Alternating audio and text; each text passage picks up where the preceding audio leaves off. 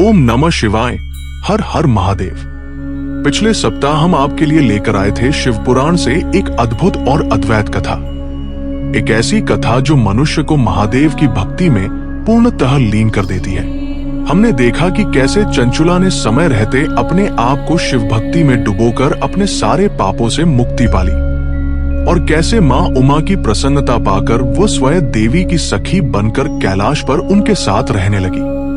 लेकिन भक्तों, कथा यहाँ समाप्त नहीं होती, क्योंकि उसका पति बिंदुंग अपने अधर्मों के कारण भयावह पिशाचोनी में भटक रहा था, जहां वह दिन रात पापों के फल भोगते हुए अतुलनीय कष्टों में पड़ा था। और आज हम जानेंगे कि कैसे चंचुला ने अपनी अटूट भक्ति, अपने निष्कलंक समर्पण और अपने तप के बल पर मां उमा को प्रसन्न किया और फिर कैसे उसने अपने पापग्रस्त पति उस पिशाच बने हुए बिंदुंग को मुक्ति दिलाई।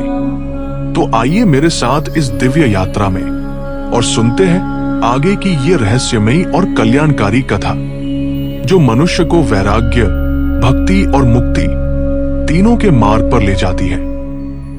एक दिन माँ उमा की सखी बनी चंचुला आनंद और भक्ति में डूबी हुई दोनों हाथ जोड़कर देवी उमा के चरणों में पहुंच गई। वो अत्यंत प्रेम से उनकी स्तुति करने लगी। हे गिरिराज नंदिनी उमा, समस्त जगत की माता, स्कंद माता, आप ही सुखों की दात्री हैं, आप ही शिव की प्रिय हैं, आप ही सगुण भी हैं और निर्गुण भी।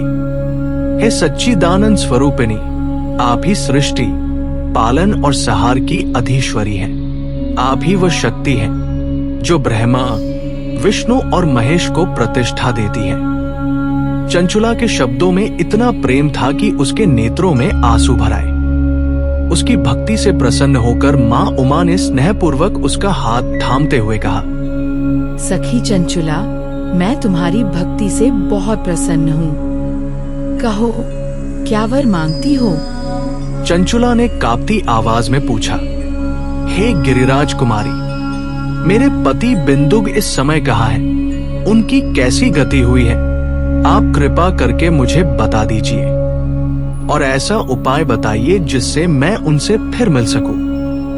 वे पाप में डूबे रहते थे, परंतु वे मेरे पति हैं।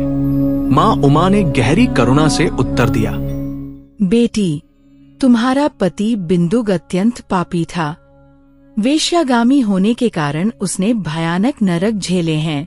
अब आखिरी पाप भोगने के लिए वह विंध्य पर्वत पर एक विकराल पिशाचोनी में रह रहा है। वह हवा पीकर जीता है और असहनीय कष्ट भोग रहा है। ये सुनकर चंचुला का हृदय टूट गया, लेकिन भक्तिबल से स्वयं को संभालते हुए वो फिर बोली, हे महादेवी, मुझ पर दया कीजिए। मेरे पापी पति का उद्धार कैसे होगा, यह बताइए। माँ उमा ने समाधान बताया, चंचुला, यदि तुम्हारा पति बिंदुग शिव पुराण की पावन कथा सुन ले, तो वह सभी पापों से मुक्त होकर उत्तम गति प्राप्त कर सकता है। गौरी देवी के इन मधुर वचनों ने चंचुला के मन को प्रसन्न कर दिया।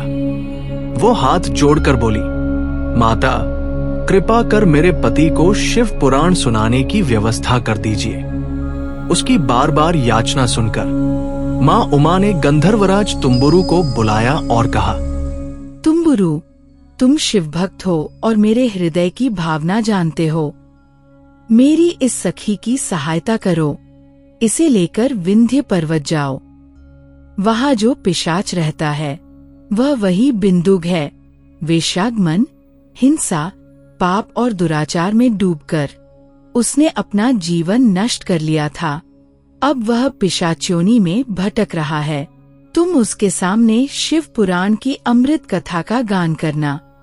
कथा सुनते ही उसके पाप दूर हो जाएंगे और वह प्रेत्योनी से मुक्त होकर दिव्य रूप धारण करेगा। फिर उसे विमान पर बैठाकर मेरे पास ले आना। माँ उमा का आदेश पाकर तुम्बुरु अत्यंत प्रसन्न हुए और चंचुला को साथ लेकर आकाश मार्ग से विंध्य पर्वत पहुंचे। वहां उन्होंने एक भयंकर विकराल पिशाच को देखा, जिसका शरीर विशाल था, थोड़ी लंबी थी और जो कभी हंसता, कभी रोता, कभी उछलता था। ठीक वैसे ही जैसे पाप का बोझ मनुष्य को अस्थिर कर देता है। तुम्बुरु ने उसे पाशों से बांधकर सुरक्षित कर लिया। फिर कथा सुनाने के लिए उन्होंने वहां एक मंडप बनाया। ये समाचार फैल गया कि देवी उमा के आदेश से एक पिशाच के उद्धार के लिए तुम्बुरु विंध्य पर आए हैं, ताकि उसे शिव पुराण सुनाया जा सके। और फिर देवर्षि, गंधर्व और अनेक दिव्य प्राणी वहां एकत्र होने लगे। पिशाच बिंदुक को आसन पर बांधकर बैठाया गया और तब आरंभ हुआ शिव पुराण का अद्भुत जीवन परिवर्तनकारी प्रवचन। तुम्बुरु ने पहली विद्येश्वर संहिता से लेकर 7वीं वायु संहिता तक शिव पुराण की संपूर्ण कथा का दिव्य वर्णन किया। कथा समाप्त होते ही वातावरण पवित्र हो गया और उसी क्षण बिंदुक का पिशाच शरीर गिरकर समाप्त हो गया। उसके स्थान पर एक दिव्य गौरवर्ण तेजस्वी रूप प्रकट हुआ।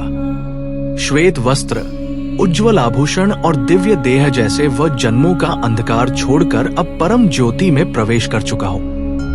वह चंचुला के चरणों में गिर पड़ा और फिर दोनों मिलकर भगवान शिव के गुण गाने लगे। देवर्षि अपने अपने धाम चले गए और बिंदुक अब दिव्य रूपधारी अपनी पत्नी चंचुला के साथ विमान में बैठकर शिवपुरी की ओर चल दिए, सर्वोच्च मुक्ति की ओर। भक्तों, इस प्रकार आपने सुना कि कैसे चंचुला की अटूट श्रद्धा, उसकी भक्ति और उसकी पवित्र इच्छा ने न केवल उसे दिव्य लोक तक पहुंचाया, बल्कि उसके पति बिंदुक को भी भयानक पिशाच योनि से मुक्त कर स्वयं भगवान शिव के धाम तक पहुंचा दिया। ये कथा हमें सिखाती है कि सच्ची भक्ति कभी व्यर्थ नहीं जाती और जब भक्त पुकारता है तो महादेव और माता उमा स्वयं उसकी राह खोल देते हैं। यही है शिव पुराण की शक्ति, यही है भक्ति का चमत्कार। अगर आपको ये दिव्य कथा पसंद आई हो तो हमारे चैनल स्टोरी एंड सक्सेस को लाइक, शेयर, कमेंट, सब्सक्राइब जरूर करें, ताकि महादेव की ऐसी पावन कथाएं आप तक हमेशा पहुंचती रहें। हर हर महादेव। मिलते हैं अगली कथा में। तब तक महादेव की कृपा आपके जीवन में यूं ही उजाला फैलाती रहे।